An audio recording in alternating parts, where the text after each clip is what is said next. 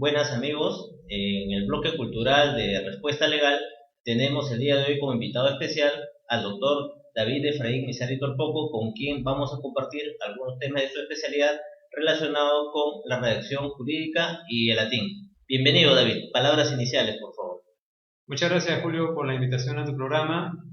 Y efectivamente, has mencionado la especialidad que tengo en la carrera, porque considero importante y fundamental que el abogado en la actualidad se preocupe también justamente por la calidad ortográfica en sus escritos.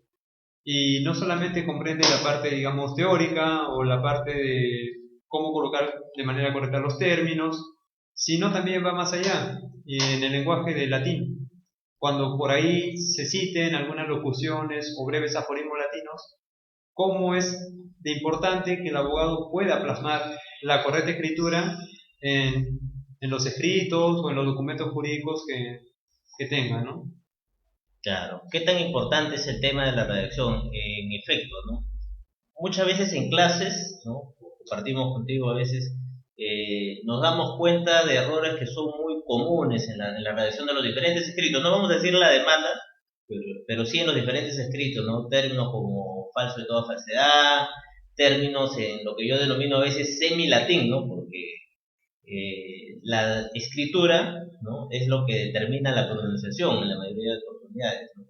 ¿Qué errores más, digamos, cómo podríamos calificarlos, más graves o a nivel de barbarismo podríamos encontrar en algunos escritos? Perfecto. Algo que he revisado también en los escritos es la palabra, o bueno, las palabras, ¿no? Hecho fáctico. Cuando ahí incurren en lo que se llama la redundancia, o también conocido como el pleonasmo. ¿Por qué no decir hecho fáctico o no redactar hecho fáctico? Simplemente por la razón que fáctico viene del latín factum, que significa hecho. Entonces es como decir hecho, hecho. No tendría razón de ser. Otro de los errores es la palabra aperturar, ya que conjugan mal, ¿no? el significado de este término, porque no debería terminar en este participio var, sino deberían decir se apertura, o incluso escribirlo, ¿no? Se apertura el juicio, se apertura la audiencia, ¿no? Y no debemos aperturar el proceso, o debemos aperturar la audiencia. Eso también es otro de los errores. Y por ahí incurren en algunos arcaísmos o en algunos formulismos jurídicos obsoletos. También caen en circunloquios, equipedalismos, incluso mal empleo de los gerundios, ¿no? Notificándose, señalando como domicilio procesal, ¿no? Preveyendo cuando es previendo, y un sinnúmero de errores que se pueden ver, ¿no? Claro, y si a eso todavía le sumamos, yo siempre les digo a los alumnos, ¿no?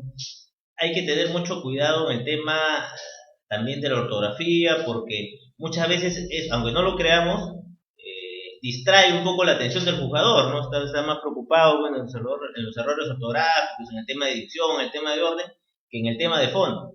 Hay algunos magistrados que efectivamente observan esta clase de cosas, ¿no? Por ahí, por ejemplo, escuché alguna vez que un magistrado tenía la costumbre de pasar el pulmón amarillo, ¿no? Algunas palabras, algunos términos, y así lo dejaba en el expediente, ¿no? Pero a lo que iba, tenemos escritos mal redactados, o mejor dicho, con términos no muy precisos, pero también hemos creado también algunos términos, ¿no? Claro, ¿No? neologismo. Efectivamente, ¿no? Dado cuenta, otro CD o copias, fotocopias, ¿no? Que te estaba escuchando temprano, ¿no? Eh, es prácticamente un idioma paralelo, o un léxico paralelo al tema jurídico, ¿no? ¿Cómo abordar esos temas o cómo hacer para que esto pueda... El artículo 130 del Código Procesal Civil nos dice que son los requisitos de la demanda. De la forma del escrito. Perdón, de la forma de los escritos, ¿no?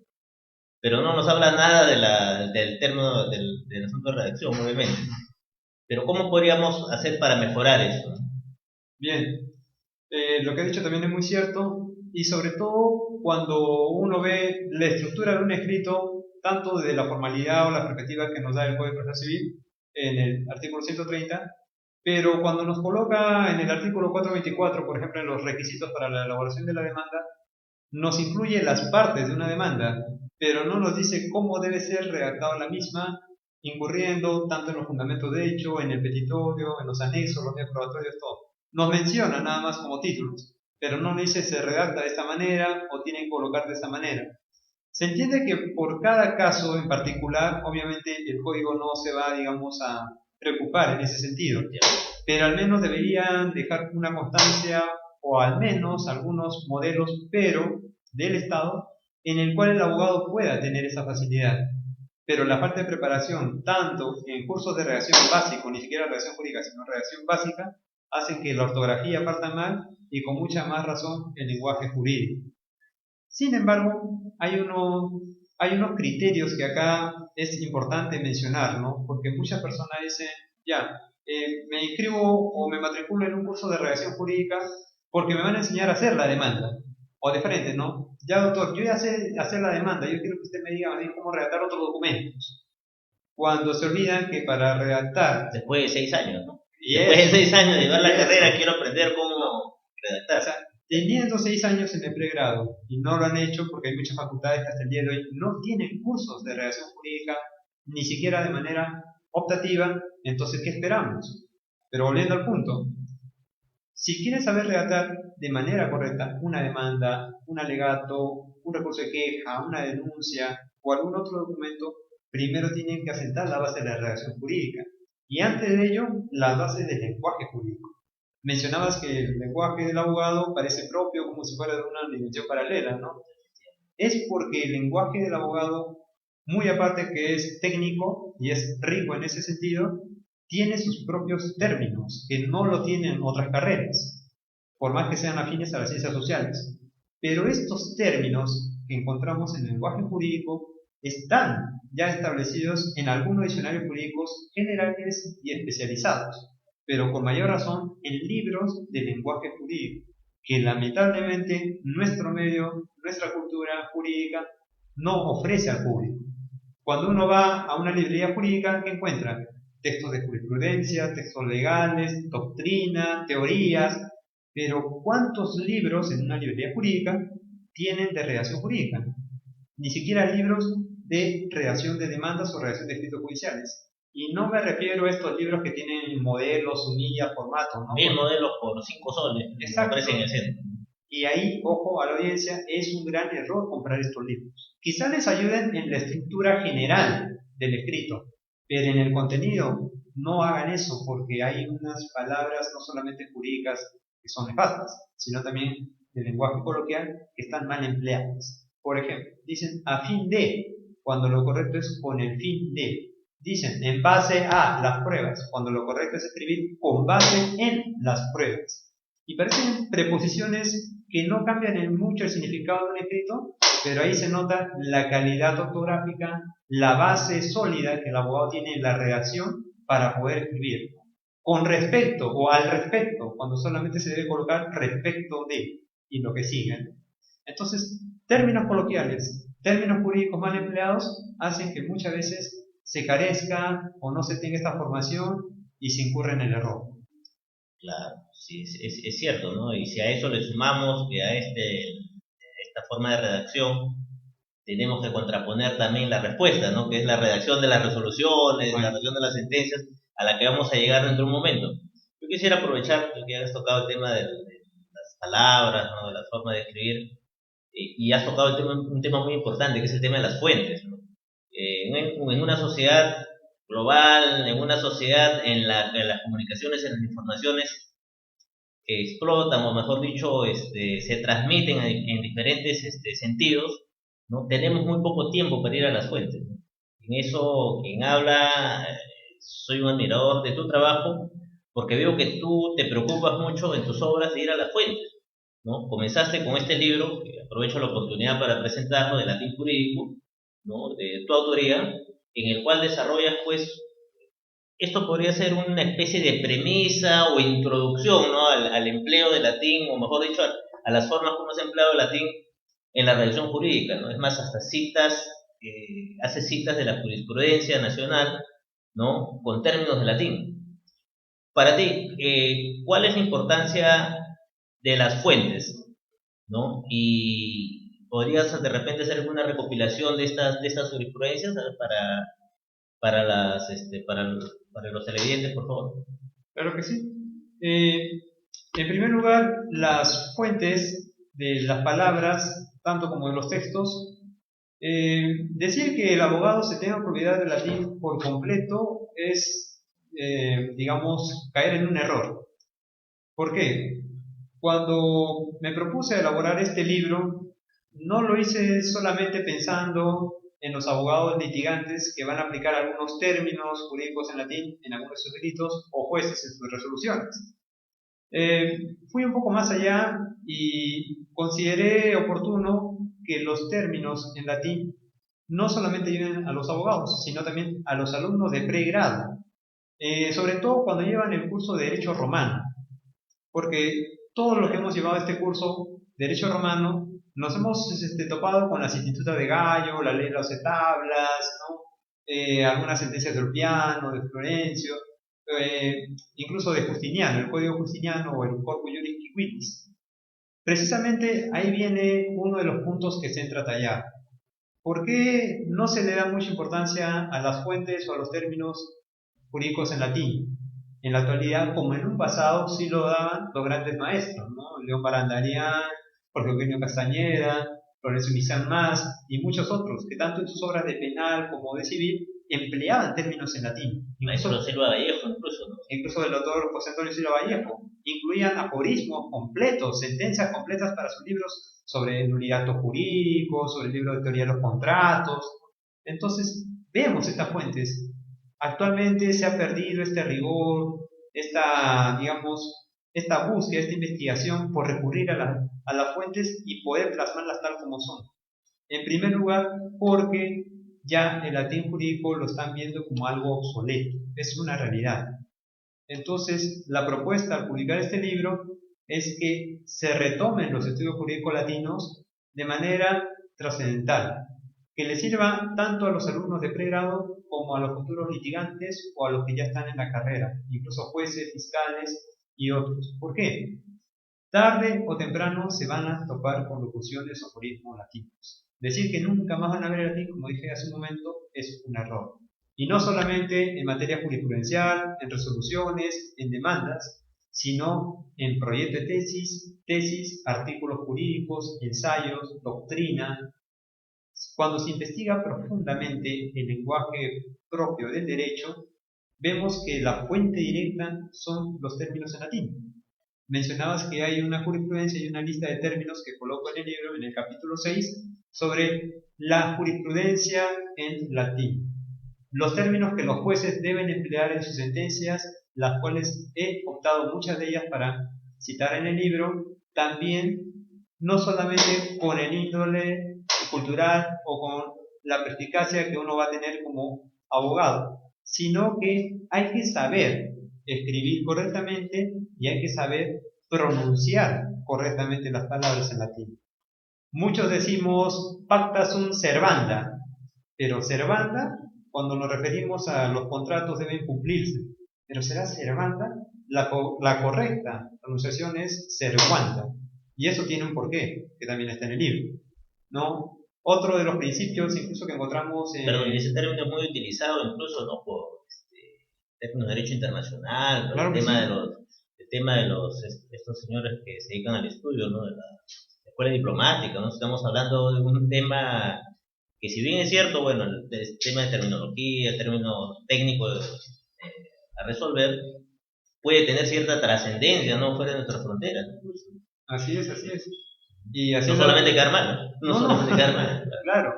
Y haciendo alusión a lo que dices, escuché una vez a algunos profesores de la San Martín que decían, ¿no? ¿Por qué se tiene que decir Veritas si el logo de la San Martín es Veritas? Incluso otro profesor dijo Veritas. Y me dicen, no hay una definición clara para pronunciar, el latín se pronuncia como uno cree, dicen, ¿no? Pero no es así. El latín tiene sus reglas de pronunciación. Y por más que hayan sido trabajadas o excluidas, incluso algunas incorporadas, ya se ha definido un consenso en el cual se debe pronunciar el latín clásico y se debe pronunciar el latín jurídico, que es la pronunciación clásica. Sabemos que el latín viene de Roma, viene de Italia, ¿no? Del lazo, de la cultura romana antigua, pero los abogados tenemos que pronunciar el latín de la manera clásica, no la eclesiástica. Decir, por ejemplo, el corpus juris civilis o civilis es una forma de decirlo a la eclesiástica, pero el abogado, como sigue las reglas del latín clásico, debe decir corpus juris civilis, donde la C suena como K y la V suena como U o como W para hacer la pronunciación. Entonces, hay una serie de parámetros con los cuales uno debe regirse, pronunciarlo bien y escribirlo bien. ¿Es acuo o acuo? Es acuo, ¿no? Muchas veces en el statu quo, dicen, ¿no? Es en el statu quo, no es quo. ¿Y por qué? Porque en latín no existen palabras agudas, solo son graves y esdrújulas para la pronunciación. En eso podemos incurrir y hay una gama de aforismos, locuciones latinas, en los cuales también debes haber revisado, en muchos de ellos en sentencias, en algunos otros documentos, que incurren siempre en este error, ¿no? Cuando lo escriben, se olvidan que deben escribir en cursiva, lo escriben con negrita, subrayado, o en mayúscula, ¿no? Entonces, o entre comillas. Ahora en los informes orales, ahí estoy viendo que nos están dando like varios amigos que critican, son muy buenos, saludos para ellos. No voy a decir nombres, pero efectivamente en la pronunciación se observa la diferencia. Claro, esto para el auditorio general, ¿no? Litigantes, de repente pues no tiene mayor trascendencia, ¿no? Pero para aspectos no solamente de formalismo jurídico, sino para haciendo de repente pues una ligera retrospección hacia los orígenes, puede influenciar bastante, ¿no? Aprovechamos la oportunidad que están compartiendo, estamos viendo visualizaciones acá de diversos amigos, ¿no? El amigo Nicolás Rojas, el amigo José Rojas, la señorita Elisa Guevara y varios amigos que están compartiendo. Aprovechar la oportunidad que nos dan los amigos de CIPEC, ¿no? Esta oportunidad porque este programa está llegando gracias a la Escuela de Posgrado de CIPEC, quien nos está colaborando a su vez con este libro, ¿no? Con un libro de autoría, ¿no?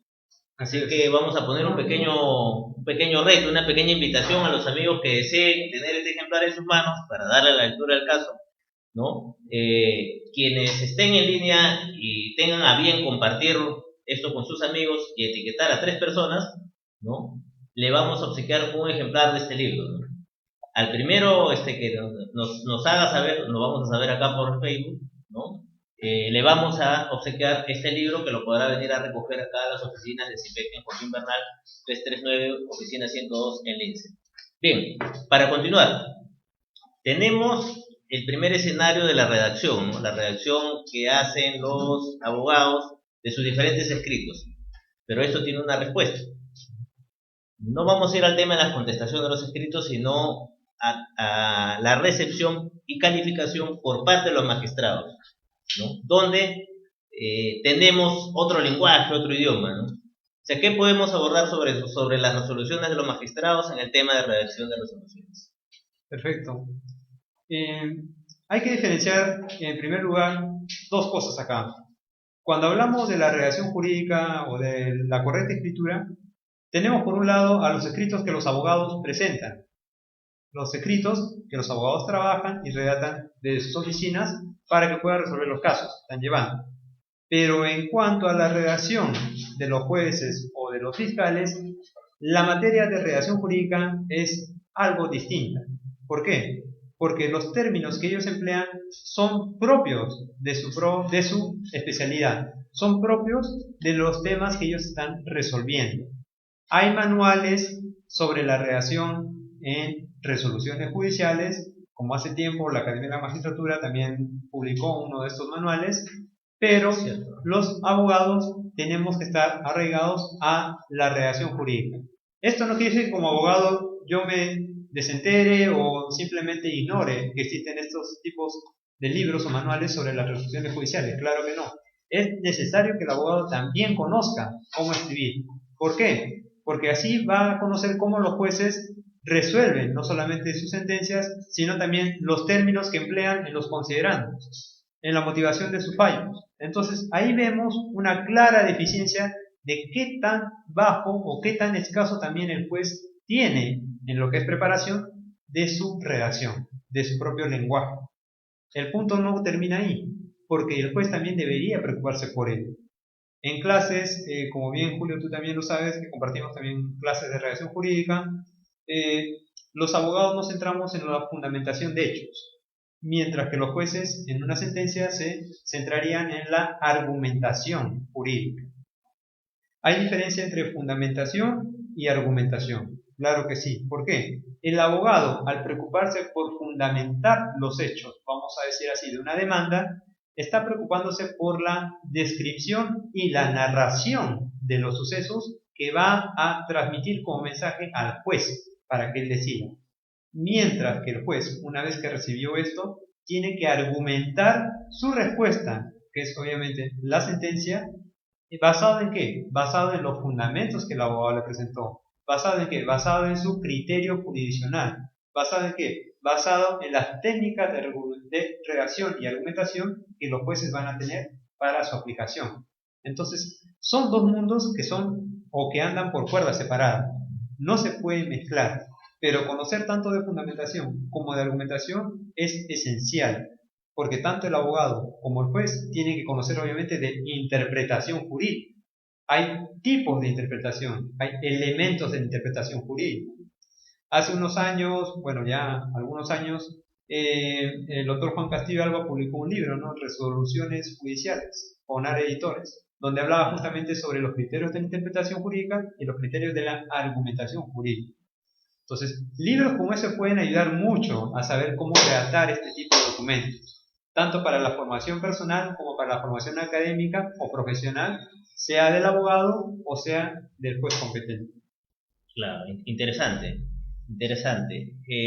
En relación a estas resoluciones, a estos pronunciamientos judiciales, efectivamente también encontramos no solamente el tema de términos, sino identificamos esa conexión, como tú bien has indicado, que tiene que existir entre el escrito y la respuesta a ese escrito, mejor dicho, el pronunciamiento jurisdiccional, que siempre es interesante lograr encontrar esa conexión, porque yo por ahí he visto, por ejemplo, algunas resoluciones judiciales de algunos amigos, no es mía, no es de nadie acá, donde acuerdo haber visto falta de conexión lógica, ¿no?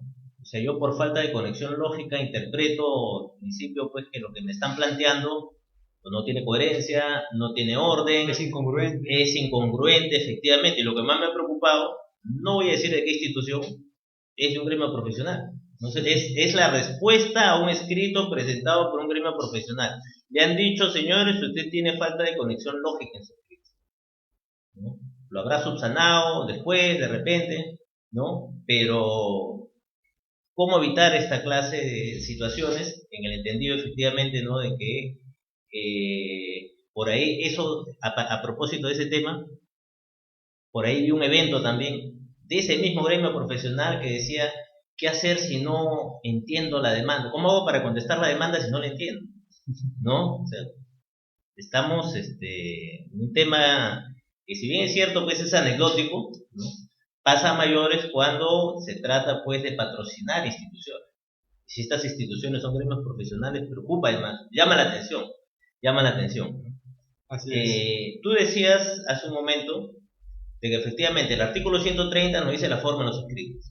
El 424, 425 nos habla de requisito de la demanda. Los requisitos de fondo y de forma de la demanda, como decía mi profesor Areste, que decía, ¿no? Son los requisitos de forma y de fondo, nadie se sale de este cuadrado, ¿no? Sin embargo, en la fundamentación de hecho y de derecho, efectivamente, muchos interpretan los hechos, bueno, voy a enumerar lo que pasó. Nací tal día, caminé tal, me accidenté en indemnización. Y en los fundamentos de derecho, copy y pega, ahora que está de moda el término, copy y pego los términos jurídicos, ¿no? Sin embargo, olvidamos que la fundamentación de hecho es una narración de la secuencia, claro, descriptiva, ¿no? Descriptiva, efectivamente. Me parece que ahí puede ayudarnos de repente, pues, la formación, ¿no? Académica, pero también la norma, ¿no? De repente hacer una narración descriptiva de manera ordenada, ¿no? Histórica, si es posible, ¿no? Del tema. Claro, cronológica. Cronológica, claro. Porque el problema se plantea cuando tenemos que absorber cada uno de esos puntos. O sea que la persona nació 2 veces, se accidentó 3, esas situaciones se presentan. ¿Tú qué has podido observar? ¿Qué cosas te llaman la atención de esas situaciones, por ejemplo? Perfecto. Lo que me llama la atención, resaltando aquí o poniéndole énfasis a este punto, es las contradicciones, incluso que a veces en los fundamentos algunos abogados suelen cometer. En el mismo escrito. En el mismo En el escrito, mismo ¿no? escrito, sí.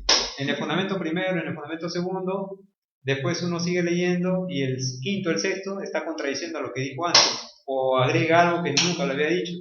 Entonces, ¿qué pasa? Ocurre una confusión, ambigüedad, vaguedad, oscurantismo y el escrito al final se pierde.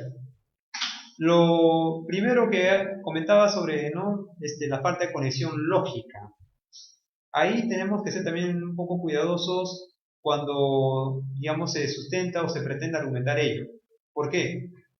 Aparte de un curso de argumentación jurídica, que también en las facultades muchas veces no las tienen, faltan cursos de lógica jurídica, que creo o considero que en el momento algunas pocas facultades de hecho sí incluyen el curso de lógica jurídica, pero la gran mayoría siguen sin tenerlo.